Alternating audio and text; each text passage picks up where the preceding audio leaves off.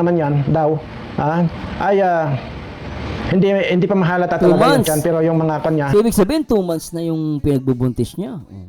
Tagal na rin. Ibig sabihin tagal na rin, 2 months ago na. Lumalaki na yung susubils niyan. So yun lang daw ang pansinin ninyo. Huwag na kayong huwag na kayong maghanap pa ng kung ano-anong mga hinahanap ninyo na napaka-imposible. Ayun na lang, sa physical ng katawan na lang niya. Diyan na lang nagmamanifest yung katawan niya.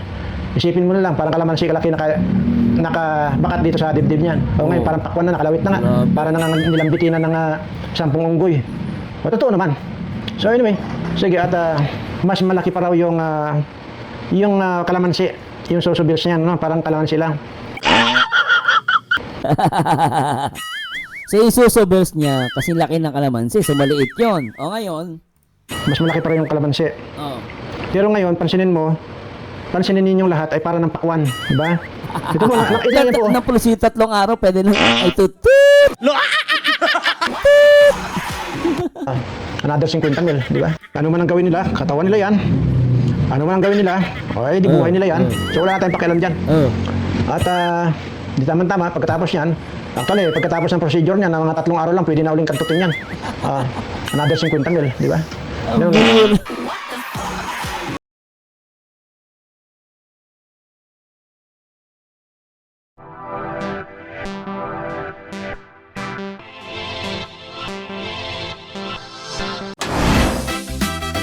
Hi guys, magandang araw. Ito na naman po tayo at makiki-update tayo dito kay Sir Berana. Supportahan po natin Sir Berana Live Studio. And ito nako. Matindi to guys, matindi. Alam niyo kung bakit? Sabi dito, kumpirmado, nilambitan ng 10 unggoy ang Sosobel. Kaya kasi laki na ng pakwan ngayon. Alam niyo, ako nag-gets dun sa title pala ni Sir Berana. Parang sinasabi niya yung susu daw. Ito guys, huwag kayong maano sa akin. Yung kanyang susu daw, lumaki na. Lumaki na daw. Na parang daw pakwan ngayon. Ngayon, sino yung tinutukoy niya? Kasi alam nyo, normally kasi sa babae, kapag buntis, lumalaki yung suso. Ibig sabihin, lumalaki yung suso kasi nga, nagkakaroon ng gatas sa loob. Ibig sabihin, it shows na buntis siya. Okay? Pero ang tanong, sino ang tinutukoy ni Sir Berana? Okay? Sino ang tinutukoy ni Sir Berana? Ngayon, ito ba ay may related ba to dun sa sinasabi niya na ginalaw daw ng sponsor, yung Tinggel, nagpaiyot, at may unang sponsor, may pangalawang sponsor. Ang tanong ko, related ba to dun sa kinakwento niya? Dito sa sinasabi niya lumaki na yung suso. Okay? Yun na yung guys, huwag kayo maano sa salita ko, pasensya na po pasensya na sa mga bata dyan mga nakikinig. Ganun kasi yun. So, tingnan natin kung may relationship. At syempre, shoutout po sa lahat ng mga viewers natin, especially mga members natin sa ating YouTube channel. At kung sino po magpa-members, sana po magpa-members kayo. And salamat po sa lahat ng mga tita natin. Kaya Tita Alice Antonio, Tita Alice, ingat po kayo palagi. Kala Mami Virginia, kala Mami Millie Chan, shoutout po. At syempre kala Ate Lopez Roda, sa lahat ng mga viewers natin dyan. At syempre sa lahat ng mga talaga, lalo yung mga nagpapalipad sa akin, salamat kay Ma'am Asha Loretta. Marami salamat. Hindi ko na po kayo maisa-isa, baka magtampo kayo. Pero thank you so much po sa walang sawang pag-support, and especially yung mga love team ng Jomcar Solid sa akin. Sila Ma'am San Cortez, mga supporter din ng Mikris, salamat po. At sa mga Franjoy, shoutout po So tara, at pakinggan na natin si Sir Berana. Tara. Mayroon pong minisid sa akin yung sabihin na natin na kakilala natin. Ang sinasabi doon sa message na dali ha. Sandali.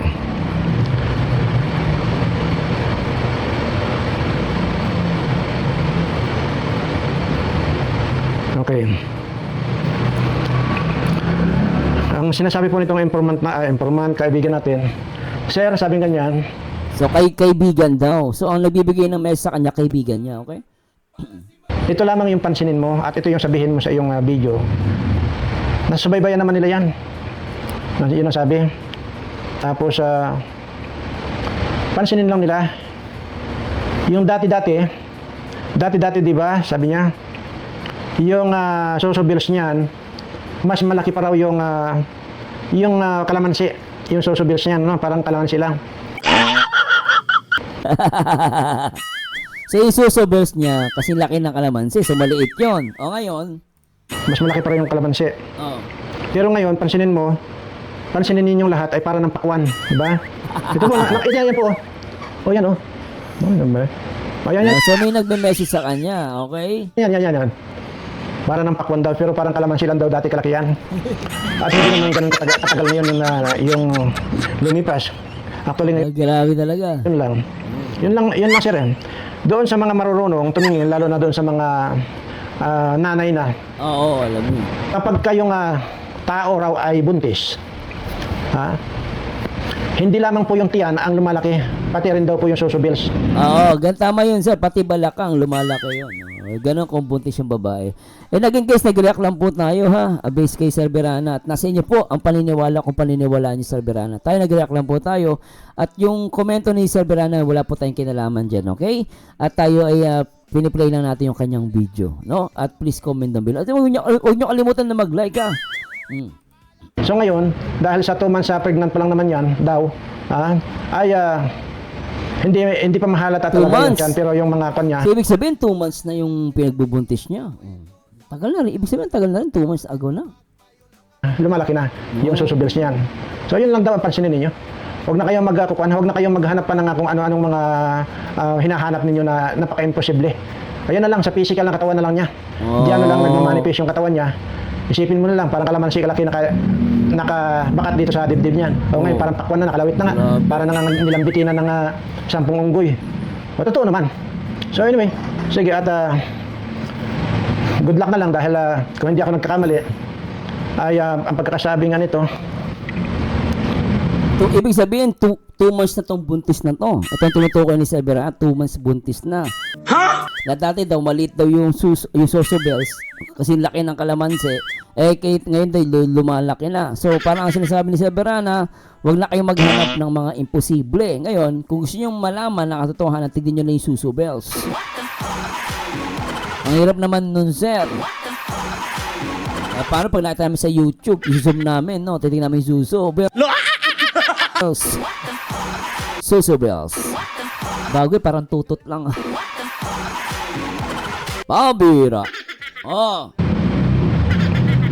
ang pagkasabi, ngayon, Ano sabi, sir? ngayon daw po yata, ngayon daw po ang procedure. Okay, wala tayong pakialam. Ngayon? Ano man ang gawin nila, katawan nila yan. Pabira. Ano man ang gawin nila, di buhay nila yan. So wala na tayong pakialam dyan.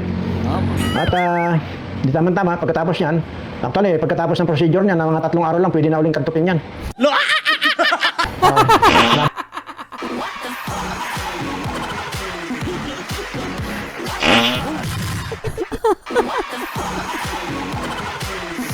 Pabira sa birala.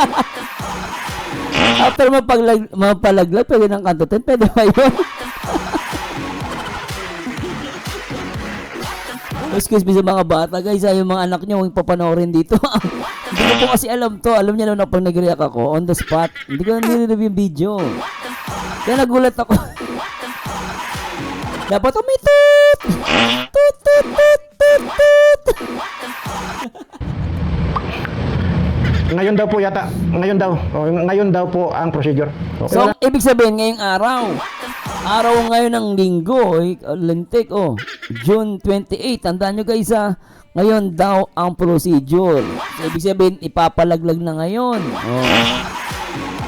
Tapos, after ng operation daw, nung nagawa na, ano mangyayari, sir? Ano tayong pakialam doon?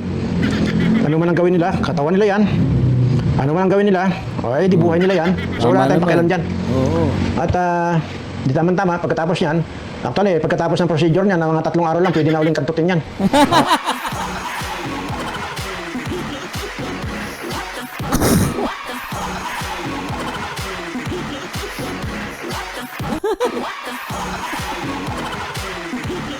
Pambira ka, sir.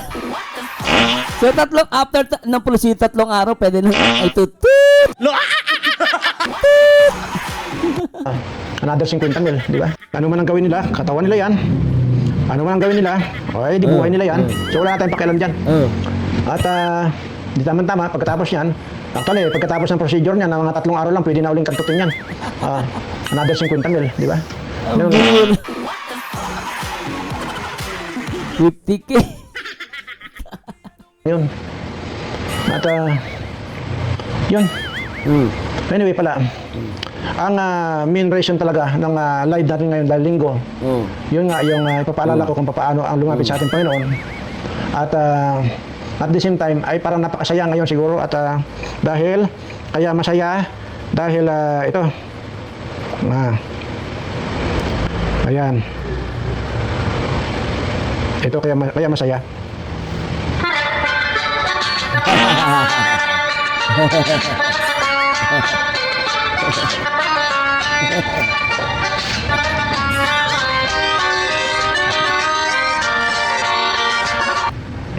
Ganun pa man mga kaibigan, ay gusto ko po sana na ngayong linggong ito at sa mga ilang araw pagkalipas ng linggo ito, sana ang inaasahan ko talaga darating na sa inyo yung walang hanggang blessings na manggagaling sa ating Panginoon.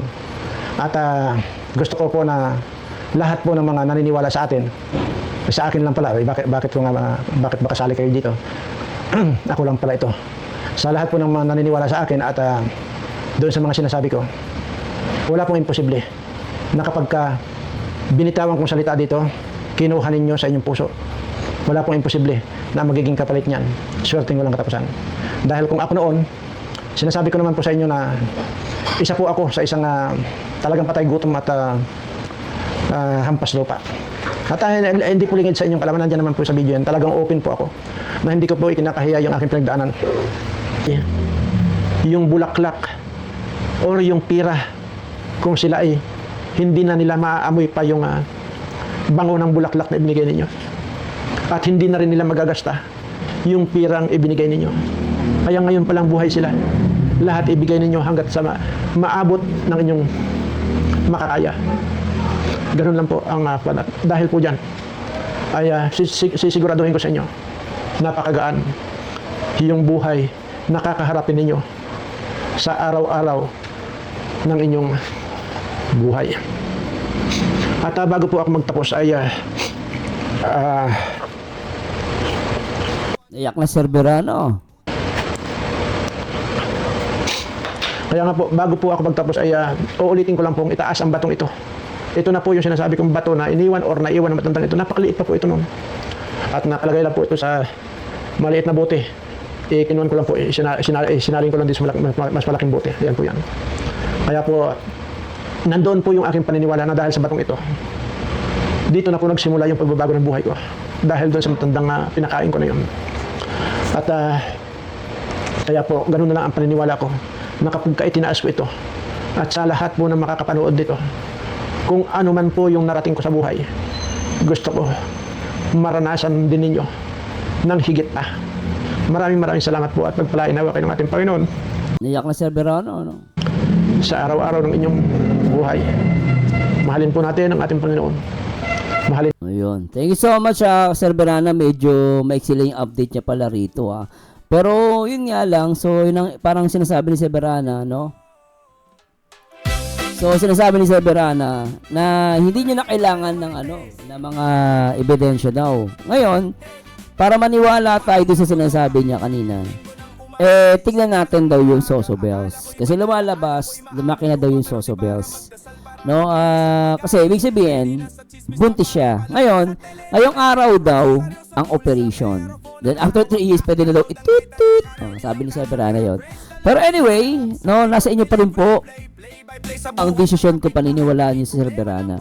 Tayo po ay nagilak lang, no? Kasi ako, napakahirap po kasi. Tandaan nyo guys, napakahirap ng trabaho ng reactor, no? Kayo, nanonood lang kayo, no? And you expect us na maniwala agad. Hindi po kami ganon. Ako, lalo na ako, hindi po ako ganon. Kasi we need to consider also the law.